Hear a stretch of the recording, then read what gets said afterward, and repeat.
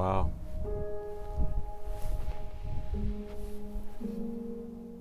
There's so many memories on this porch, hanging out with my friends, a bunch of kids from the neighborhood, kids in the house, Mom and Mary. I could almost smell the fried chicken and greens.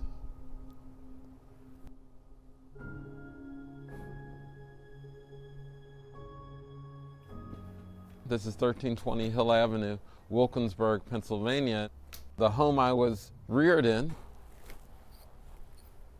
as the story was told to me, when I was born, there was a deal made between my maternal grandmother and a woman by the name of Elsie Boyd. I call her Mom because when I was born, she exercised on the deal to take me home to this house. At the time, my biological mother was poor. She already had a child when she was 15, had me when she was 17. Not just my mother was poor, but my father was a heroin addict, and he was in and out of prison.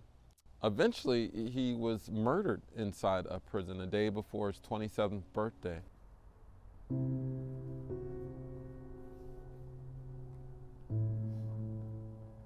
Now, in reflecting back, it was, an informal way to take care of children. It wasn't a foster care. It was an informal mechanism that matriarchs did back in the day. I stayed here till I graduated from high school.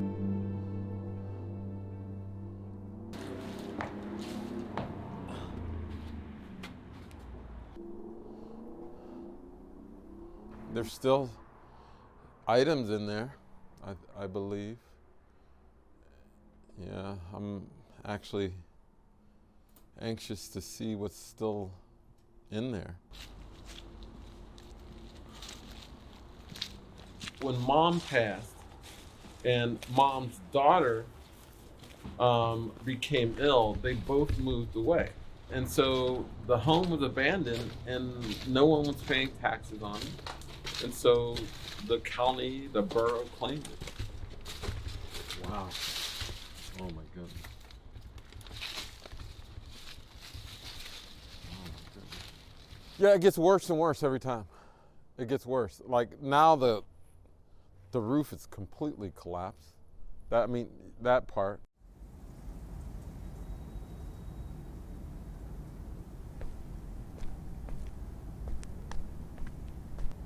Wow.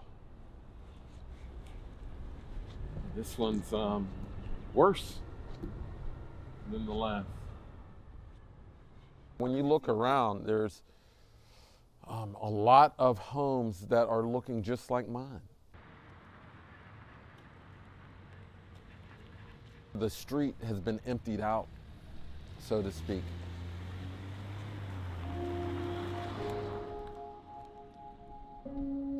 It was a fun place. It was community.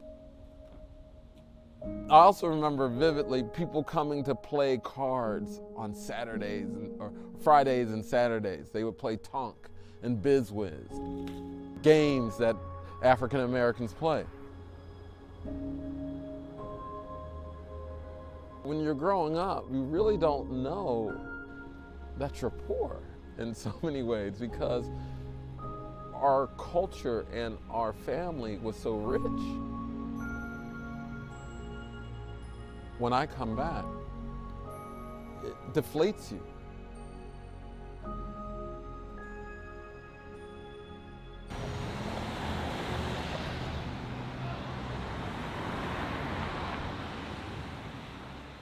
Wilkinsburg was a predominantly white area and a very wealthy, affluent area.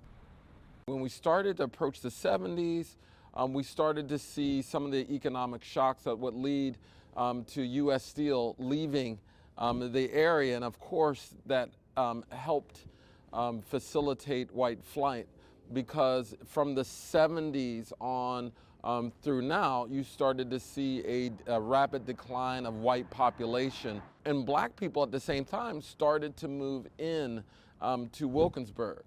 And so the demographic shifted pretty dramatically as soon as it became darker. Investment started drying up. I mean, right down the street, and we need to go to the main street, Penn Avenue. We need to go to see what was once a booming main street.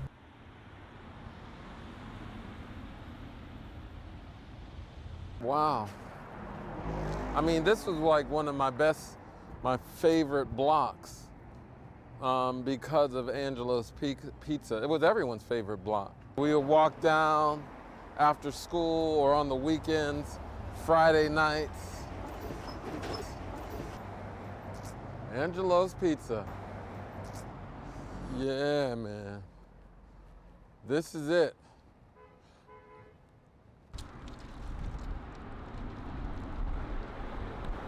Oh, oh. What's good? I just happened to look and saw old Wilkinsburg. What's good, man? What's good, man? What's up, man? Chilling, man. You know, I'm trying to be me. Yeah, of course. I saw the old jacket. I had to double look. I said, you know, I'm like, hold up, wait a minute. Sean and I used to go to Wilkinsburg together. Well, the bakery was the bakery was right there. Yeah, Metro. Yeah. Metro was the bakery.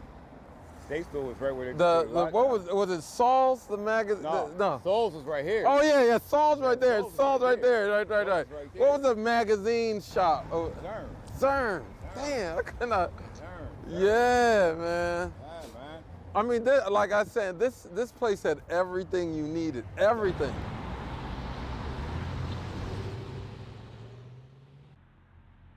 Whenever you see depopulation, it's going to have economic impacts because you're losing tax base, and that revenue leads to a lack of finances for policing, loss of revenue for schools, loss of revenue for other municipal services, and so depopulation certainly matters. However, I think when you lose white population and gain black population, or the black population becomes the dominant focus, something else occurs.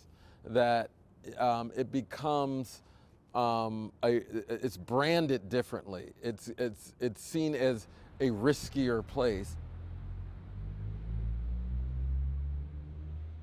When you go online, you go on one of the online real estate sites, you'll see that the home is valued at maybe $15,000, $16,000 on any given year. But you go, even in its disrepair, how can that actually happen? The land alone, the proximity to downtown. There's a highway up the street. University of Pittsburgh's not that far away. CMU, Carnegie Mellon, not that far away. There's a main street only, less than a mile away. It has all the physical manifestations that would suggest that this home should be worth more.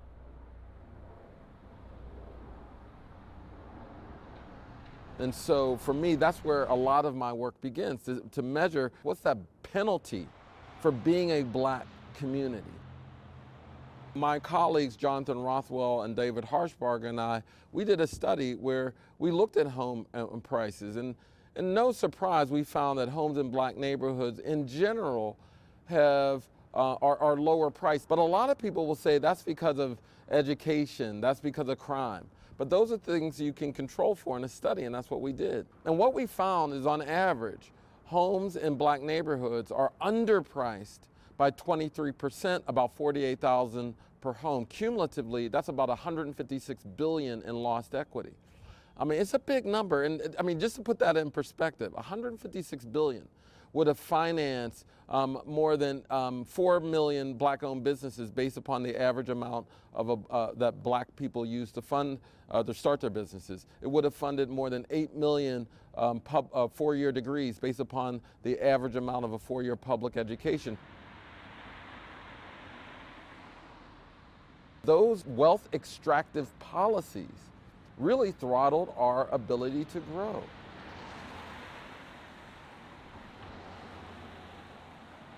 During the 30s, the federally backed homeowners loan corporation drew red lines around areas that were deemed too hazardous. So families who lived in those areas could not get refinancing opportunities as their green line areas, white areas received. And so over time, black people essentially could not develop wealth.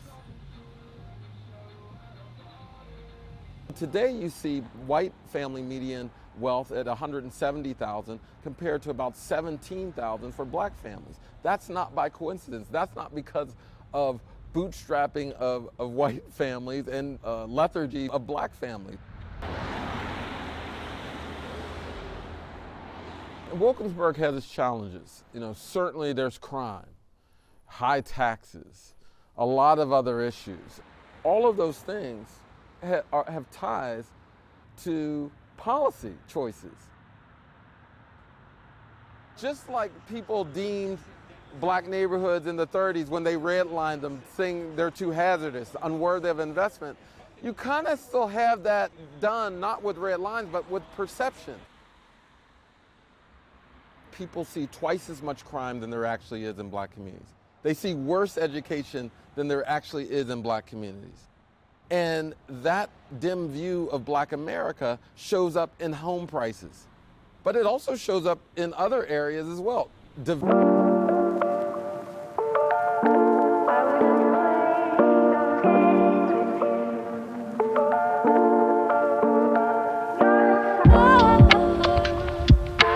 In Wilkinsburg, the same Penn Avenue, just 2 miles, 1.5 miles up the road.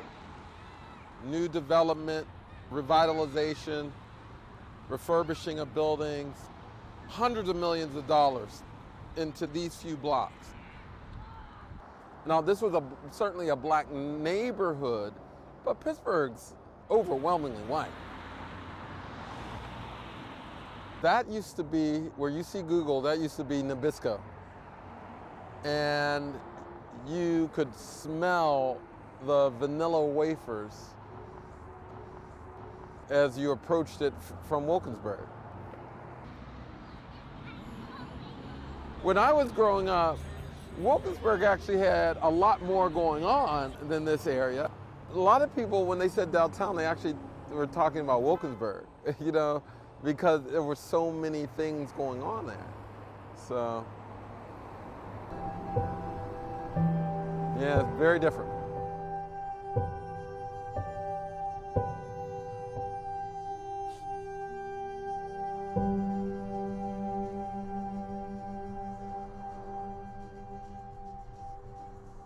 When you see development like this, it's not because of bootstrapping and ingenuity. It's because someone took a risk to give money, capital, equity to people. Wow, 250,000 square feet of office space in this area. So I can't even imagine the cost per square foot on this. It's a massive level of investment and development. What you're also seeing is the investment extending towards Pittsburgh and not going towards Wilkinsburg. So certainly you have the anchor of Google, and you should see investment bleeding both ways. But right now it's going in one direction. You gotta wonder, how race factors in whether or not a place gets development.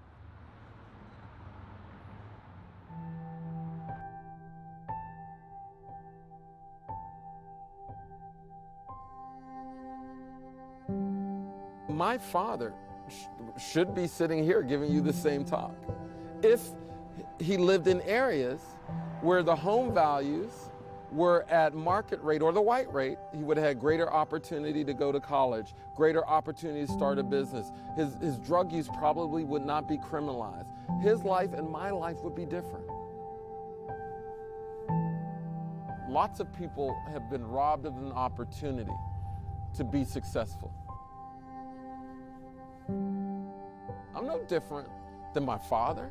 I'm no different than the people who were snatched up by systems and people who were not invested in. Yeah, I made it, but I'm no different.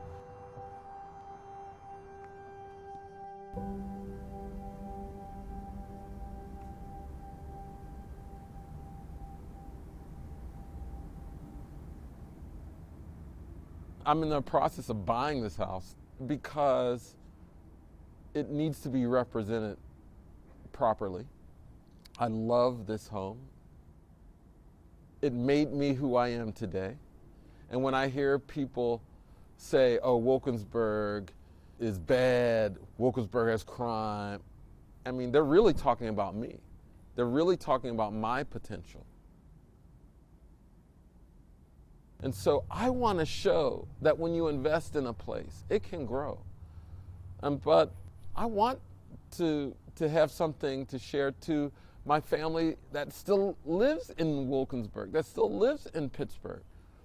They need to come back here. I need to come back here and not see this because it doesn't represent my family.